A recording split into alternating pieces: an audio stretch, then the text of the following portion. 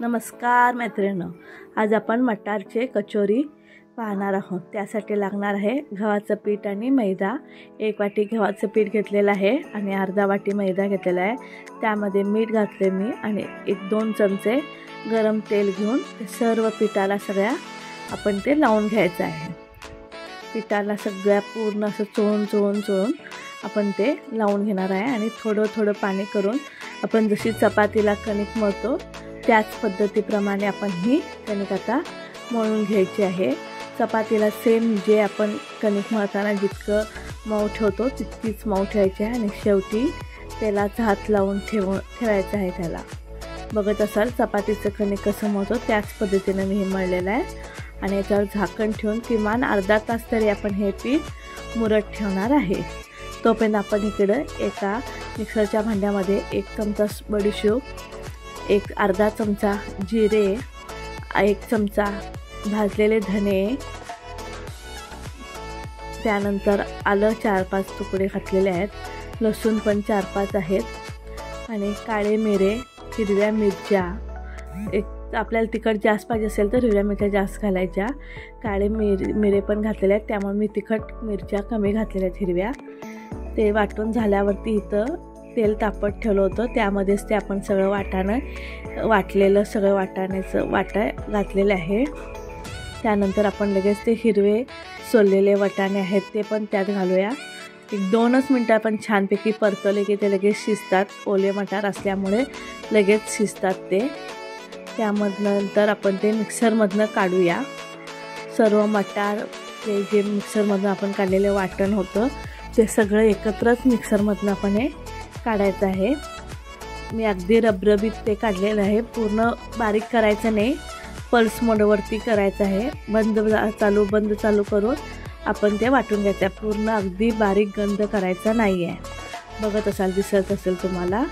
आता आपण यामध्ये चाट मसाला आणि मीठ चवीनुसार मीठ घालत आहोत। बाकीचं सगळं आपण त्याच्यामध्ये मिक्स आधीच केलेलं आहे। हे छानपैकी सगळं मिक्स करून घेऊया।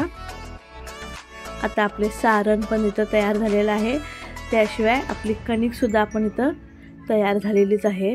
तर आता तुम्हाला दाखवत आहे मी सारण आणि ही कणिक दोन्ही आपलं तयार आहे। तर आता आपण कचोरी करायला सुरुवात करूया। कणिक अनेकदा छान मस्तपैकी मऊ आपण अशी ही नादून घेऊया, एकजीव करून घेऊया।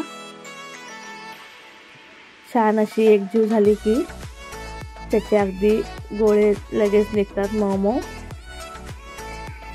आता बघत असाल तुम्ही आपण कशी पुरणाच्या पोळीला वाटी करतो तशीच वाटी करून मी त्यामध्ये ते सारण भरणार आहे। तुम्ही बघत असाल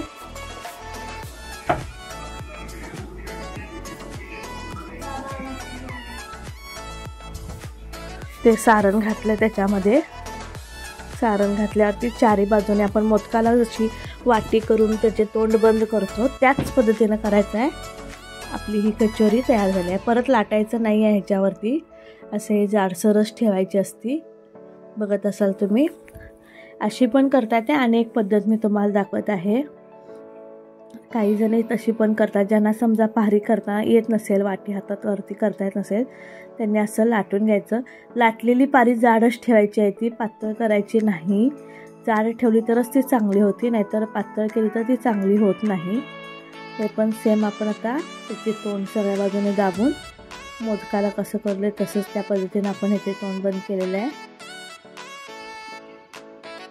आणि ती काढून वर तुकडा काढून पूर्ण त्याचा आत तोंड सील केल्यासारखं आपण केलेलं आहे। अशा प्रकारे मी 5-6 करून घेत आहे। माझ्याकडे तर हे 5-6 बघत असाल तुम्ही। मी सगळ्या वाट्या करूनच केले, मी इथे फक्त लाटून एकच तुम्हाला दाखवण्यासाठी मी तसं केले होते। आता इथं तेल तापत ठेवलं आहे बघा, कणिक टाकले, आपलं तेल लगेच तापलेलं आहे। खूप तापवायचं नाही तेल, याला जरासंच तापलं तरी तापवायचं असतं याला। अगदी तेल तापवलं तर आतली बाजू कच्ची राहते आणि वरची बाजू लाल होऊन येते, त्यामुळं तेवढीच तापायची। आणि जी बाजू आपण सील केलेली असते ती खाली घालायची, जी बाजू आपण बंद केलेली असते ना ती बाजू तेलात खाली सोडायची आणि प्लेन असलेली बाजू वर घालायची। मी तुम्हाला इथं दाखवलेलंच आहे, त्या पद्धतीनंच करा तुम्ही, म्हणजे कचोरी तेलामध्ये फुटणार नाही, अगदी छान अगदी तळून निघेल। बघत असाल मी घालताना एखादी कचोरी साईडला गेलेली आहे तरी ती पण अगदी अलगद खाली आलेली आहे. तर आता हे मंद आचेवरती अगदी 10 ते 15 मिनटं तळावे लागतील. कचोरी तळायला खूप वेळ लागतो, लगेच होत नाही. एक बाजू आता झालेली आपण थोडीशी पलटलेली आहे, झालेली नाही आहे पण एका बाजूचं परतून परत दुसरी बाजू आपण घालत आहे. कचोरी ही लगेच फुगत नाही. जेव्हा कचोरी ही पूर्ण तळून तयार होते तेव्हा आतून ती फुगती, तोपर्यंत ती नुसती साधी तशीच तळत असते. आता बघा आपली दुसरी कचोरी पण साईडला आपण तळून घेतलेली झालेली आहे थोडी. अशा प्रकारे अगदी लाल तांबूस होईपर्यंत आपण असं परतून तळून घेत आहोत. आपण कचोरीमध्ये मटाराची कचोरी, बटाट्याची कचोरी, कांद्याची कचोरी अशा वेगळ्या प्रकारे कचोरी करू शकतो. बघत असाल तुम्ही आता थोड्या ह्या फुगलेल्या आहेत, दिसतात का तुम्हाला? हे बघा फुगलेली आहे ती कचोरी पूर्णपणे. ही पण कचोरी पूर्ण फुगलेली आहे. आता लालसर झालेल्या आपण काढूया ह्या सगळ्या. खूप पण लाल झाल्या तर अगदी करपसल्यासारख्या दिसतात. हे बघा किती छान फुगल्या आहेत या टम्म. आधी घालताना एकदम चपट्या होत्या पण आता फुलल्यात त्या. हे बघा शेवटची पण मी काढून घेतलेली आहे. मी तळत असताना इकडं दुसऱ्या पण 4-5 ज्या राहिलेल्या कचोऱ्या होत्या त्या करून घेतलेल्या आहेत. ते परत आम्ही हळू तेलात सोडत आहे. गॅस अगदी मंद आचेवर ठेवायचा आहे. अगदी मंद म्हणजे मीडियम पण नाही.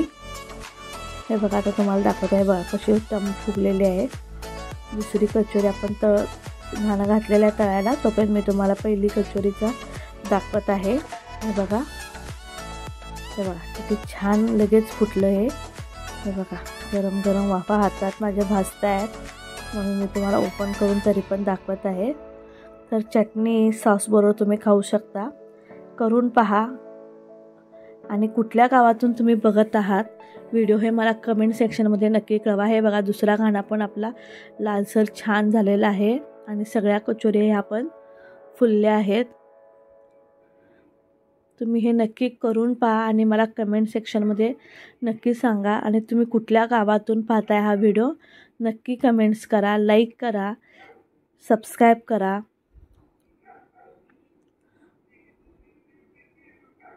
हे बघा किती छान अगदी तांबूस कलर आलेला आहे कचोरींना. आपण आता अनेक ही पण प्लेट तयार करून मुलांना खायला देऊया. मुलं खूप हे तिन्ही संजेच्या वेळेला काय करायचं हा प्रश्न आल्यास हे असे आपण करू शकतो. गव्हाच्या पिठाच्या सुद्धा नुसता तुम्ही करू शकता. नुसता बटाट्याची भाजी घालून सुद्धा करून दिली तरी चालेल. तर बघा हे पण आपली तयार झालेली आहे. तर करून पहा. धन्यवाद.